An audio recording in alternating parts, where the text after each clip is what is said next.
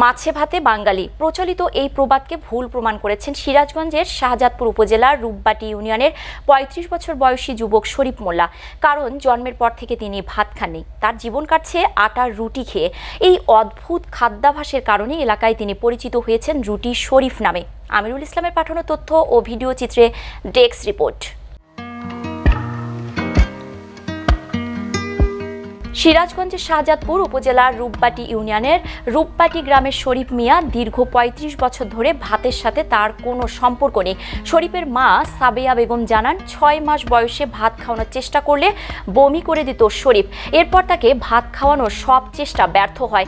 চাল জাতীয় কোনো খাবারই তার পছন্দ নয়, তবে আটার রুটি সহজেই তার পছন্দের জায়গা করে নেয়। শিশুকাল থেকে কোনো আত্মীয়র বাড়িতে গেলে রুটি সঙ্গে নিতে হতো, এমনকি দাওয়াতে গেলেও তার জন্য আলাদা রুটির ব্যবস্থা করতে হতো বলে তার মা সাবেয়া বেগম জানান। ৩৫ বছর রুটি বানাবানা খাওয়াইতেছি, এখন তরিকে রুটির পারি আছে। এখন কোনো পালি চেষ্টা করলেও কত জায়গায় চেষ্টা করি, তাও খায় না। ভাত খাইবেরই পান না, ভাত খায় না, খিচুড়ি খায় না, পায়াস খায় না, সব কিছুই মিশর, খালি শুধু রুটির পার। প্রায় ১০ বছর আগে শরীফ বিয়ে করেন আমেনা খাতুন নামে এক নারীকে। বিয়ের আগে থেকেই তার শর্ত ছিল তাকে সারা জীবন রুটি বানিয়ে দিতে হবে। আমেনা খাতুন জানান, প্রথম দিকে তার স্বামীর খাদ্যাভ্যাস অবাক করলেও এখন তিনি অভ্যস্ত হয়ে গেছেন। চাল জাতীয় কোনো খাবার না খেলেও রুটির সাথে মাছ, মাংস, ডিম ও সবজি সবই খান তিনি। শরীফের মা আরও জানান, চাল দিয়ে তৈরি পিঠা ও পায়েসও খান না তিনি। আমার বিয়ে হয়েছে 10 বছর। আমার স্বামী ভ্যান চালা খায়। আমাদের পরিবারের সদস্য 5 জন। 4 জনের জন্য চাউল কিনতে হয়, আমার স্বামীর জন্য আটা কিনতে হয়। আমাদের রুটি বানাতে অনেক কষ্ট হয়। ভ্যান চালায়া এত মানুষ খাওয়াটাও একটু কষ্টের মধ্যে দিয়ে যাইতে হয়। 4 জনের জন্য ভাত রান্না করতে হয়, আমার স্বামীর জন্য রুটি বানাতে হয়। শরীফের স্ত্রী আমেনা খাতুন বলেন, শরীফের এমন ব্যতিক্রমী জীবনধারা গ্রামে বেশ আলোড়ন তুলেছে। তাকে দেখার জন্য প্রায়ই লোকজন তার বাড়িতে ভিড় করে। তারা জানতে চায় কিভাবে একজন বাংলাদেশি ভাত না খেয়ে এতদিন বেঁচে আছেন। শরীফের বড় ভাই আরিফ মোল্লা বলেন, একবার চিংড়ি মাছের ভেতর ভাত মিশিয়ে খাওয়ানোর চেষ্টা করেছিলেন তাদের বাবা, কিন্তু শরীফ ভাত ফেলে শুধু চিংড়ি মাছ খেয়েছিলেন। ছোটবেলাতে মার বুকের দুধ ছাড়া পর্যন্ত 6 মাসের থেকে ওই রুটি খাইছে, ভাত দিলি চাপড় বানা দিলি খায় নাই। আমি ছোটবেলা থেকে শুনে আসছি যে শরীফ রুটি খেয়ে বড় হয়েছে।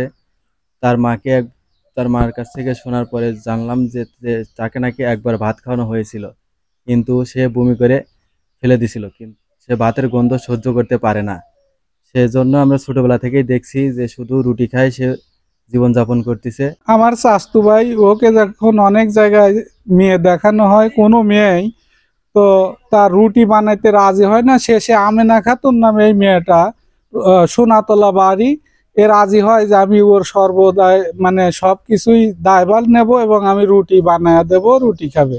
সে বিয়ের দিনও রুটি খাইছে, তাকে ভাত দেওয়া হয়েছিল, কিন্তু সে বলছে আমি ভাত খাবো না। বিয়ের সময় সেই রুটি আর গোস্তই খাওয়া বিয়ে করে নিয়ে এসেছে। এদিকে স্থানীয়রা বলেন, লাজুক প্রকৃতির শরীফ নিজের ব্যতিক্রমী খাদ্যাভ্যাস নিয়ে এখন আর বিব্রত হন না। তিনি বলেন, মানুষ আমাকে দেখতে আসে, কথা বলে।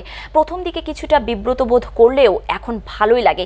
বাকি জীবন এভাবে রুটি খেয়ে জীবন কাটিয়ে দিতে চান বলে তিনি আশাবাদ ব্যক্ত করেন।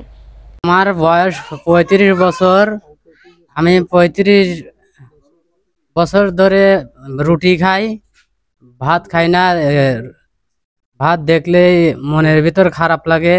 আমার বাড়িতে 5 জন সদস্য আছে। আমি ভ্যান চলা খাই, যে টাকা রোজগার করি সে টাকায় আমার সংসার চলে না। আমি যতদিন বেঁচে থাকবো রুটি খেয়ে বেঁচে থাকবো। শরীফের শরীরে কোনো অপুষ্টিজনিত সমস্যা নেই। তিনি বলেন, ভাত না খেলেও শরীরের জন্য প্রয়োজনীয় শর্করা রুটি থেকে পাচ্ছেন। 6টি প্রধান উপাদান শরীরে পৌঁছালে স্বাস্থ্য ঠিক থাকে, তাই শরীফের খাদ্যাভ্যাসে কোনো সমস্যা নেই। উপজেলা স্বাস্থ্য কর্মকর্তা ডাক্তার শারমিন আলম বলেন, প্রায় 35 বছর হলো ভাত বা চাল জাতীয় কোনো খাবার খান না। তো এই বিষয়ে আসলে অনেকে জানতে চেয়েছেন যে ভাত বা চাল জাতীয় কোনো খাবার না খেলে তার পুষ্টিজনিত বা শারীরিক কোনো সমস্যা হওয়ার আশঙ্কা আছে। এছাড়াও অন্যান্য যে উৎস আছে, রুটি, আলু, হ্যাঁ, নুডলস আছে, জব, এগুলো যদি খায় মানুষ তাহলে আসলে তার পুষ্টির কোনো ঘাটতি হয় না, কারণ ভাতের পরিবর্তে সে অন্যান্য বিকল্প হিসেবে অন্যান্য খাবার সে যেহেতু খাচ্ছে, তাহলে এবং সঙ্গে অন্যান্য উপাদানগুলো আমিষ, স্নেহ, ভিটামিন, খনিজ লবণ এগুলো যেহেতু তার শরীরে পর্যাপ্ত পরিমাণে সে গ্রহণ করছে, তার আসলে পুষ্টির জন্য তো কোনো সমস্যা হওয়ার কথা না।